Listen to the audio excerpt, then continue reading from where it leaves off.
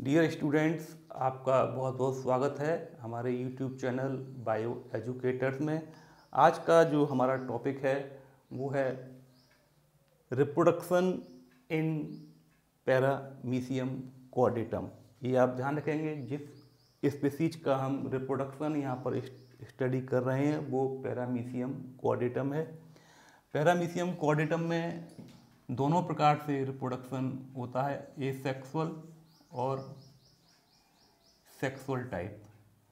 Asexual reproduction जो इसमें होता है उसको हम बाइनरी फिशन के नाम से जानते हैं, और जो सेक्सुअल रिप्रोडक्शन पैरामीशियम कॉर्डेटम स्पीसीज में होता है उसको हम कंजुगेशन के नाम से जानते हैं।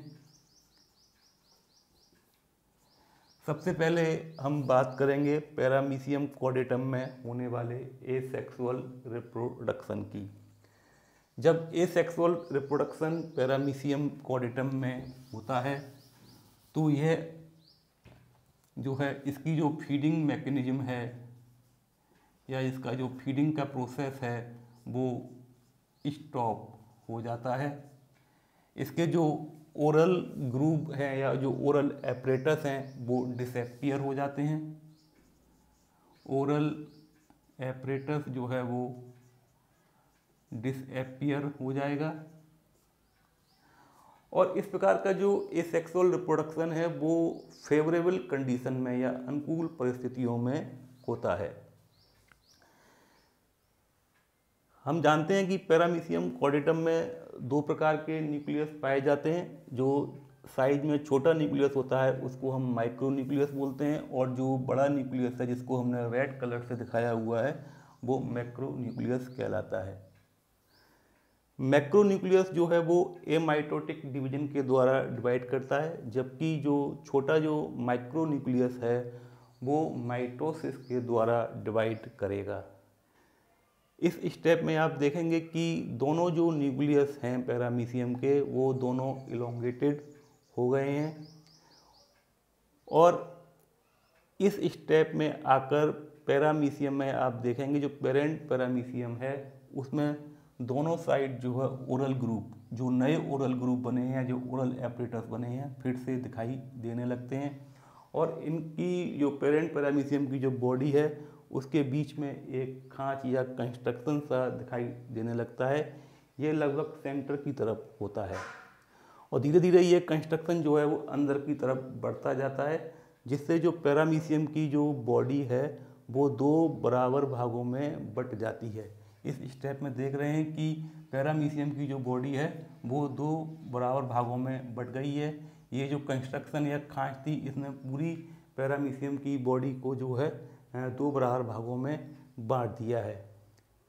इस स्टेप में आप देख रहे हैं कि यहाँ पर जो कंट्रैक्टाइल वैक्यूल जो पेरेंट पैरामीशियम में थी वो दोनों यहाँ पर जो दोनों पैरामीशियम जो डेवलप हुए हैं उनमें एक एक कंट्रैक्टाइल वैक्यूल जो है पेरेंट पैरामीशियम से रिसीव हुई है, जबकि एक एक और जैसा कि हम जानते हैं कि इसमें दो कंट्रैक्टाइल वैक्यूल होती हैं, तो दूसरी जो कंट्रैक्टाइल वैक्यूल है वो न्यूली फॉर्म्ड होती है। जैसा कि मैंने यहाँ पे लिखा हुआ है कि जो दोनों पैरामीशियम जो ऑफ स्प्रिंग पैरामीशिया बन रहे हैं उनमें जो है एक एक कंट्रैक्टाइल वैक्यूल तो पेरेंट से मिली है, और एक एक कंट्रैक्टाइल वैक्यूल वो जो है उनमें नई विकसित हुई है। कुछ समय के बाद ये जो दोनों जो पैरामीशिया है जो अभी अटैच्ड हैं वो यहाँ पर देखिए अलग अलग हो जाते हैं, और उनमें देखिए ये ओरल ग्रूव जो है यहाँ पर फुल्ली जो है डेवलप हो जाएगी, और ये फिर से अपना जो है फीडिंग मैकेनिज्म शुरू कर देते हैं। अगर हम बाइनरी फिशन की बात करें तो जैसा मैंने बताया कि बाइनरी फिशन जो है वो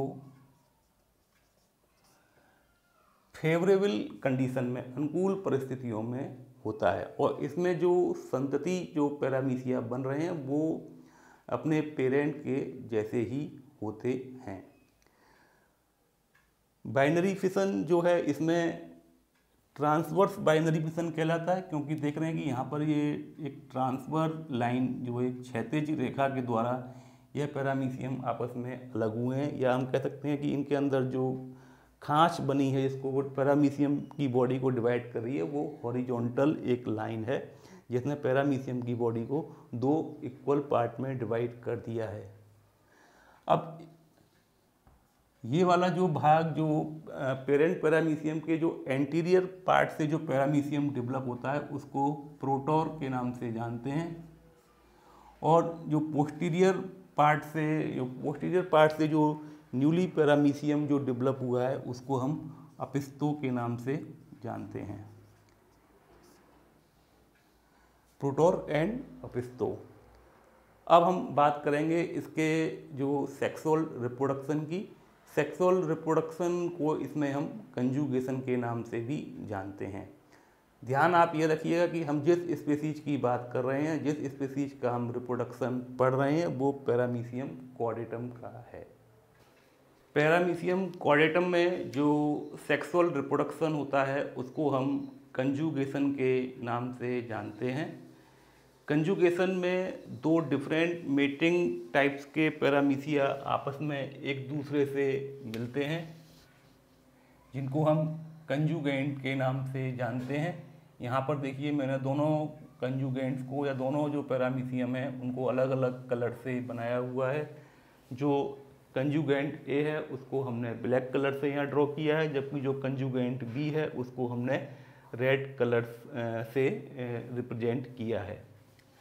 कंजुगेशन का जो प्रोसेस है वो अनफेवरेबल कंडीशन में होता है,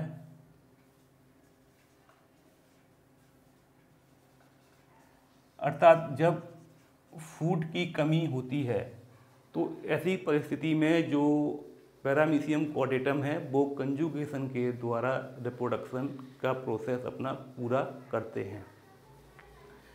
ऐसा माना जाता है कि जो पैरामीशियम है उनके जो सीलिया जो लोकोमोटरी ऑर्गन्स होते हैं उनसे कुछ चिपचिपा पदार्थ निकलता है। इस चिपचिपे पदार्थ की सहायता से ये दोनों जो पैरामीशिया हैं वो आपस में एक दूसरे से अपने अपने वेंट्रल साइड से जुड़ जाते हैं। जुड़ जाने के बाद इन पैरामीशिया को हम कंजुगेंट के नाम से जानते हैं। अब देखिए जुड़ जाने के बाद का जो प्रोसेस है अब कंजुगेशन का, वो थोड़ा सा यहाँ पर टिपिकल है, इसको आप ध्यान से समझेंगे। देखिए जो कंजुगेंट्स होते हैं उनका जो मैक्रोन्यूक्लियस है उनका कंजुगेशन में कोई रोल नहीं होता है। हम जानते हैं कि पैरामीशियम जो कॉर्डेटम है वो उसमें 2 न्यूक्लियस पाए जाते हैं। एक न्यूक्लियस बड़ा होता है जिसको हम मैक्रोन्यूक्लियस या गुरु केंद्रक कहते हैं, जबकि जो दूसरा जो केंद्रक होता है वो छोटा केंद्रक होता है, उसको हम माइक्रो न्यूक्लियस या जो है लघु केंद्रक के नाम से जानते हैं। अब जैसे ही दोनों पैरामीशिया आपस में जुड़ जाते हैं तो देखिए जो इस फिगर में हम देख रहे हैं कि यहाँ पर जो मैक्रो न्यूक्लियस है, जो गुरु केंद्रक है, वो धीरे धीरे जो है डिसइंटीग्रेट हो रहा है, डिसअपीयर हो रहा है, यानी गायब हो रहा है। जबकि जो माइक्रो न्यूक्लियस है वो माइटोसिस के द्वारा 2 डॉटर न्यूक्लियाई में बदल गया है ना। ये आप यहाँ देख रहे हैं कि जो मैक्रो न्यूक्लियस है वो डिसइंटीग्रेट होता जा रहा है, और जो माइक्रो जो न्यूक्लियस है वो 2 भागों में जो है डिवाइड हो गया है। अब तीसरे स्टेप में आप देखेंगे कि जो मैक्रो न्यूक्लियस है वो धीरे धीरे और ज़्यादा गायब होता जा रहा है, जबकि जो 2 डॉटर न्यूक्लियाई थे उनसे जो है 4 डॉटर माइक्रो न्यूक्लियाई बन गए हैं। देखिए दूसरे स्टेप में जो 2 माइक्रो न्यूक्लियस थे वो यहाँ पर देखिए 4 माइक्रो न्यूक्लियाई में या 4 माइक्रो न्यूक्लियस में बदल गए हैं। चौथे स्टेप में आप आगे देख रहे हैं कि जो मैक्रो न्यूक्लियस है वो यहाँ से कंप्लीटली डिसअपीयर हो चुका है, जबकि जो 4 जो डॉटर माइक्रोन्यूक्लियाई बने थे उसमें से 3 जो माइक्रोन्यूक्लियाई हैं वो भी अब धीरे धीरे डिसइंटीग्रेट होते जा रहे हैं, अर्थात गायब होते जा रहे हैं।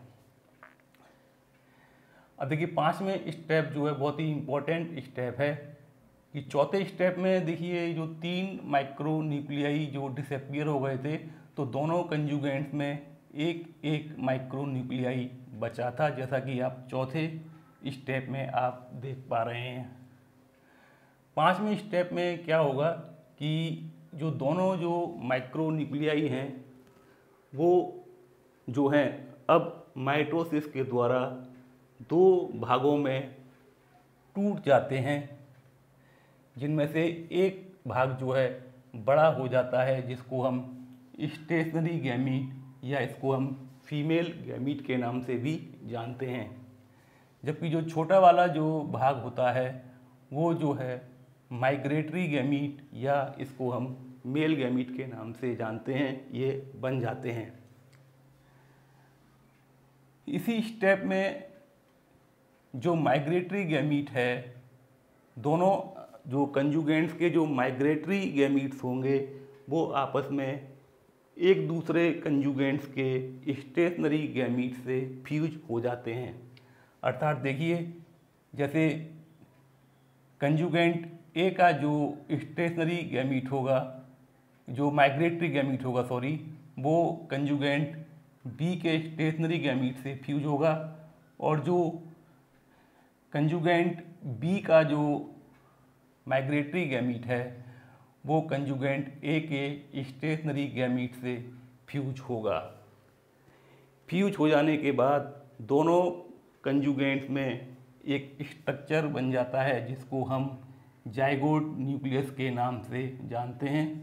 आप ये 6th स्टेप में देख सकते हैं कि दोनों जो कंजुगेंट्स हैं उनमें अपना अपना जाइगोटिक न्यूक्लियस जो है वो डेवलप हो चुका है।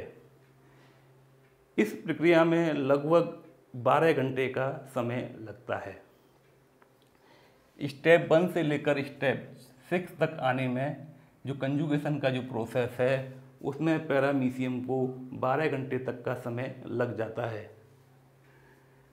जाइगोटिक न्यूक्लियस बन जाने के बाद ये दोनों जो कंजुगेंट्स हैं वो अब देखेंगे आप यहाँ पर कि वो अब अलग अलग हो जाते हैं। इनको हम जब ये अलग अलग हो जाते हैं कंजुगेंट, तो इनको फिर हम एक्स कंजुगेंट के नाम से जानते हैं। आप देखिए ब्लैक जो कंजुगेंट था, अब देखिए यहाँ पर वो एक्स कंजुगेंट ए से हम शो कर रहे हैं, और जबकि जो रेड जो कंजुगेंट था उसको हम अब एक्स कंजुगेंट बी से रिप्रेजेंट कर रहे हैं। एक्स कंजुगेंट ए और एक्स कंजुगेंट बी में जो चलने वाले जो प्रोसेस हैं वो सिमिलर प्रोसेसेस हैं। हम केवल देखिए यहाँ पर एक्स कंजुगेंट ए में जो प्रोसेस हो रहे हैं कंजुगेशन में, वो आपको हम यहाँ पर शो करेंगे। एक्स कंजुगेंट ए का जो जाइगोटिक न्यूक्लियस था वो उसमें 3 बार जो है डिवीजन होता है, और 3 बार डिवीजन हो जाने के बाद उसमें जो है 8 डॉटर न्यूक्लियाई बन जाते हैं।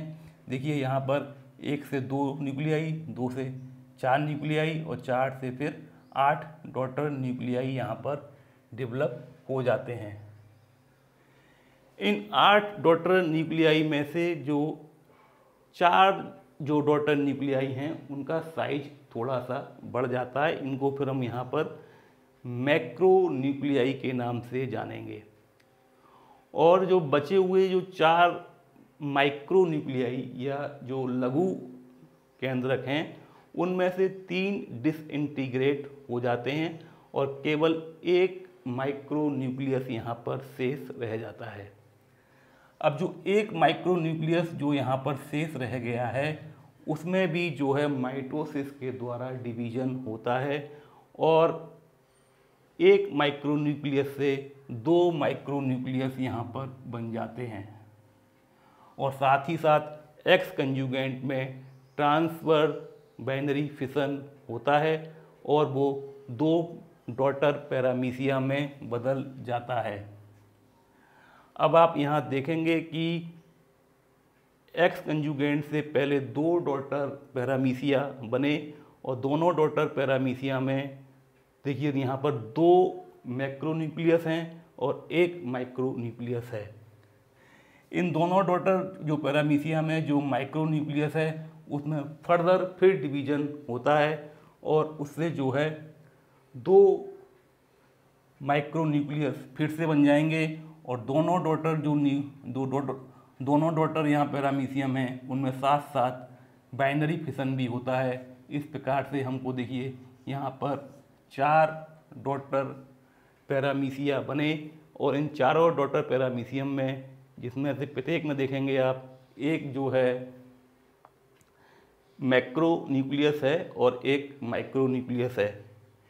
इसी प्रकार का पूरा प्रोसेस जो है वो एक्स कंजुगेंट बी में भी होगा और यहाँ पर भी आकर जो है 4 डॉटर पैरामीशिया बनेंगे। तो हम देखते हैं कि एक्स कंजुगेंट 1 से 4 पैरामीशिया, एक्स कंजुगेंट बी से 4 पैरामीशिया, तो टोटल हमको जो है 8 पैरामीशिया कंजुगेशन में प्राप्त होते हैं।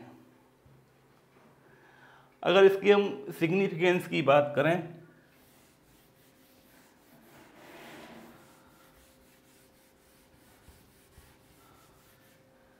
अगर हम इसके कंजुगेशन के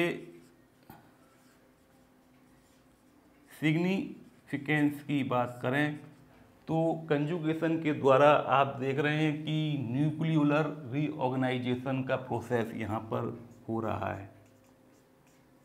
न्यूक्लियोलर रीऑर्गेनाइजेशन,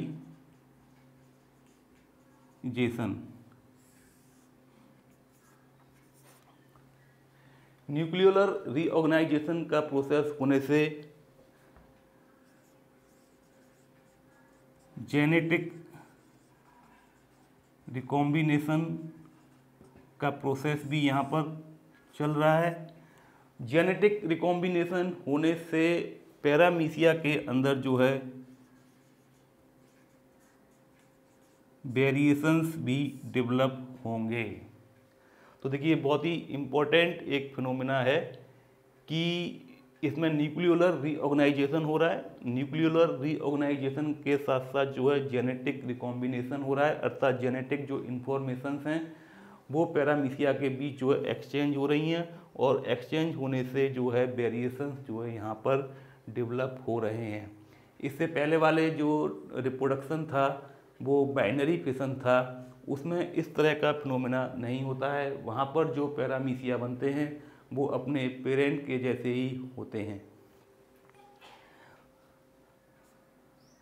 तो ये मैंने आपको थोड़ा सा ये अबाउट रिप्रोडक्शन इन पैरामीशियम कॉर्डेटम के बारे में बताया है। यह एग्ज़ाम में काफ़ी ज़्यादा पूछा जाता है। ये नीट एग्ज़ाम के लिए भी इम्पोर्टेंट है और जो हमारे बीएससी फर्स्ट ईयर के जो स्टूडेंट्स हैं उनके लिए इक्वली इम्पोर्टेंट है। Thanks for watching my video. आप हमारे वीडियो को जो है अपने जो और भी जो फ्रेंड्स हैं उनके साथ शेयर करते रहें जिससे सभी बच्चे जो हैं इससे लाभान्वित हों। Thanks a lot.